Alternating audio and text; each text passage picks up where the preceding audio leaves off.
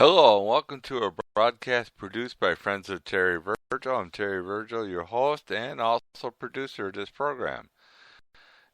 Today's episode is titled Hillary Clinton is Doing What a Marxist Would Do with Economics.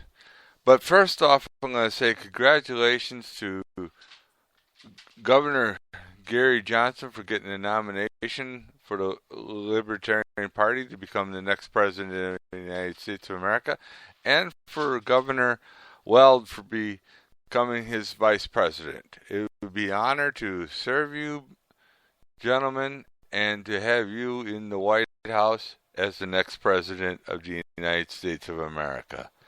This can be done, and if history repeats itself like it has, everybody's got to remember President Lincoln was the first Republican in the White House. So we could do this as of today. Now, let's get back to the episode at hand and let's get into a few things here. When you talk about Hillary Clinton is doing what Marxists would do with economics, is a very key issue in the presidential election. Matter of fact, it's a key issue in any election, including your local elections. And here's why. When you look at economics, you got to look at a couple things. And you got to look at, okay, you got a problem here, how to produce goods and services throughout the whole United States in the case of becoming president. Economics, believe it or not, does influence your domestic policy and your foreign policy. It makes a huge difference on your policies there. When Obama took power, he had no economic value or anything like that. So he left the book up to what we call marxist economics, passing the buck on to somebody else. And that is a good sign of a good Marxist. It's also a good sign of a weak leader. When you talk about weak economics, you talk about high unemployment and high inflation, which just go hand in hand in that case. Here's a little scenario that is true about economics here, and it does kind of reflect on what Hillary Clinton comes up with.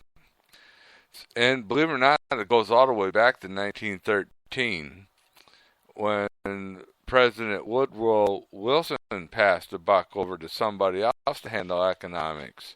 He was more or less, I'll shake your hand, wear the stovetop hats, and make himself look good type of a president. He was worthless, useless, and everything else. We could also go into Marxist type of economics through Franklin D. Roosevelt when he was president, and same thing with pass the buck Harry Truman. We could see a lot of this stuff developing in the Liberal Democratic Party. They like to use a lot of Marxism when it comes to economics. Matter of fact, they always say these words: the government will provide. Key hint right there. When you hear the words government will provide, the key word is provide. Economics in this case means that it is a Marxist style type of government that's coming in. Matter of fact, all Marxist people hate free enterprise. They hate capitalism. They hate entrepreneurs. In the case where I discovered something in 2009, actually, when I was looking at my economic policy when I was running for governor of the great state of Wisconsin, I looked at, there is a simple solution here.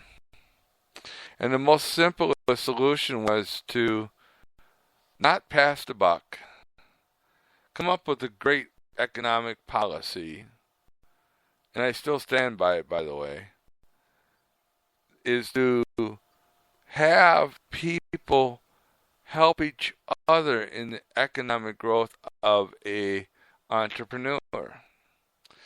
Yes, there are risks in becoming an entrepreneur, but the real factor in these risks is this, and it's very minimum.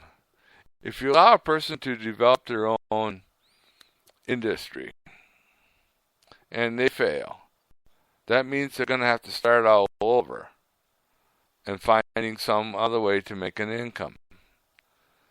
That is what the economic policy was all about back in the days of George Washington and Abraham Lincoln and Thomas Jefferson, President Monroe, and all those people. Yes, it sounds hardcore, hard knocks, and something that people would absolutely, especially liberals, would hate, because they're depending on one thing and one factor only. And it goes with Hillary Clinton saying that free education. That's not a very good domestic policy. It's not a very good economic policy. Number one, you have to raise the budget. Number two, you have to absolutely fund that idea. That means raising taxes. But she also made a comment here, too, that she was going to pass the buck to her husband, William Jefferson Clinton, former president, actually. One that I would say was more of an idiot than anything else in its economic policies, by saying China would be a favorable nation to trade with, when we know that China is one of the worst to trade with, especially with their domestic policy. You see how I joined domestic policy with economics? Domestic policy in Chinese case is, too bad you're out of work, and we will violate all humanity as we feel fit.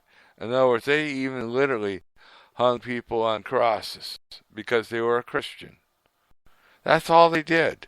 They were just praying to God, and the Chinese government took every member of the family, including the children, and hung them on crosses.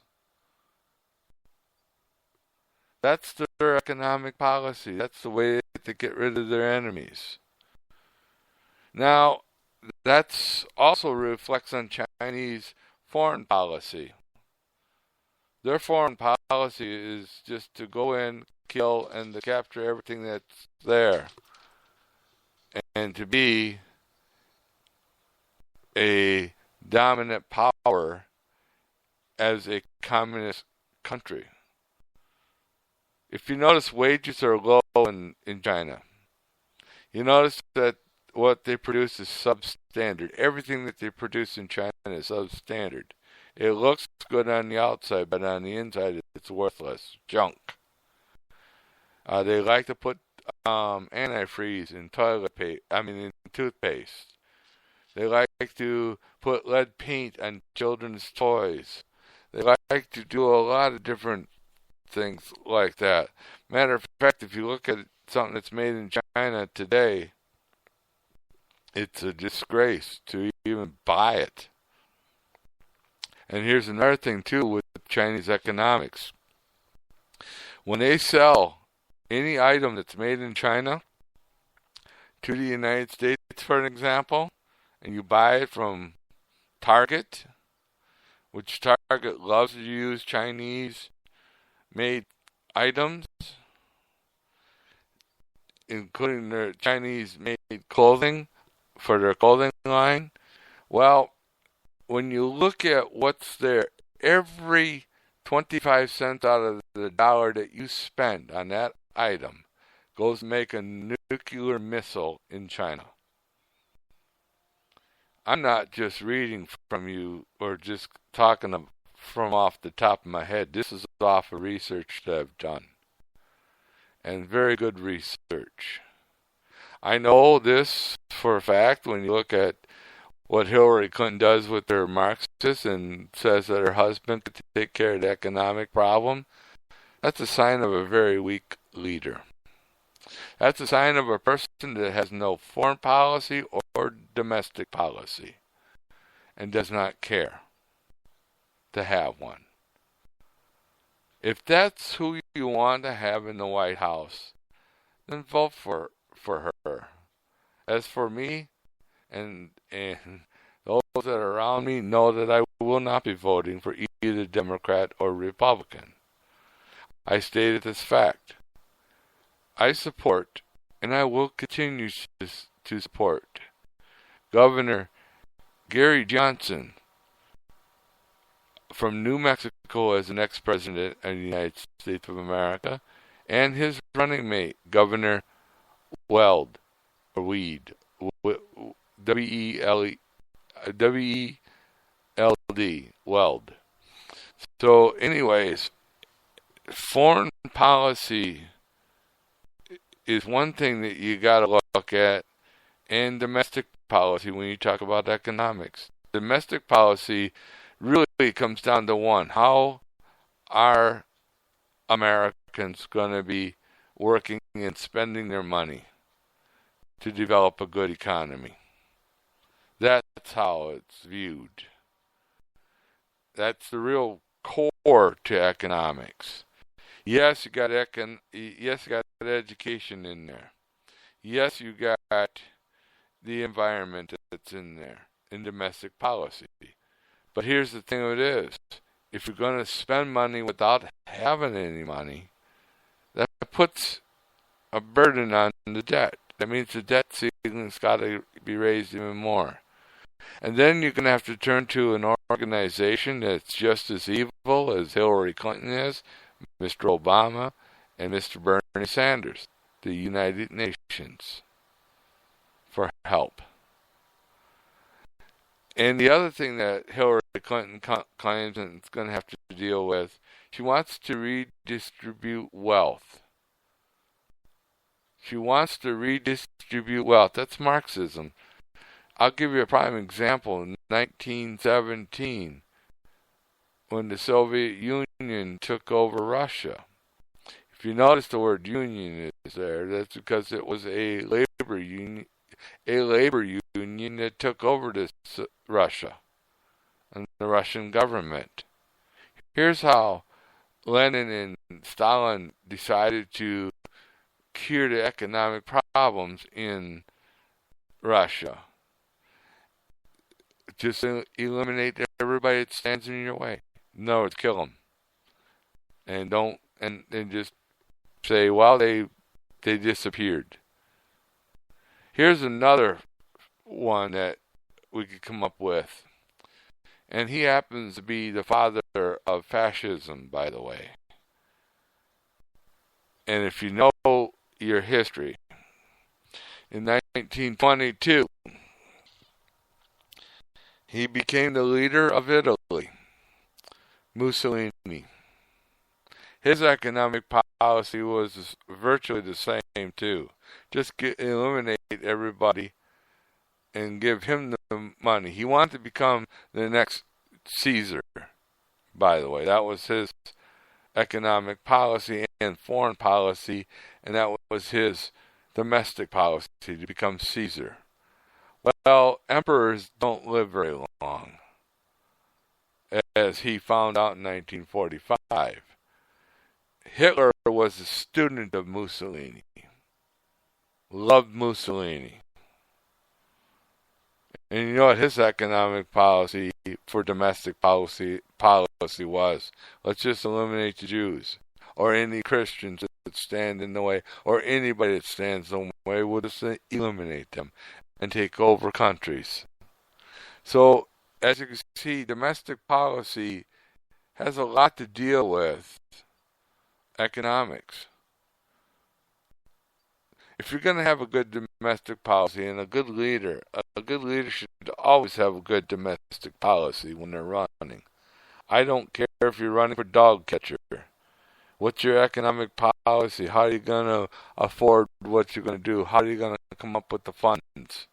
You see, here's the one thing that I have to say about local governments. Take a look at your economic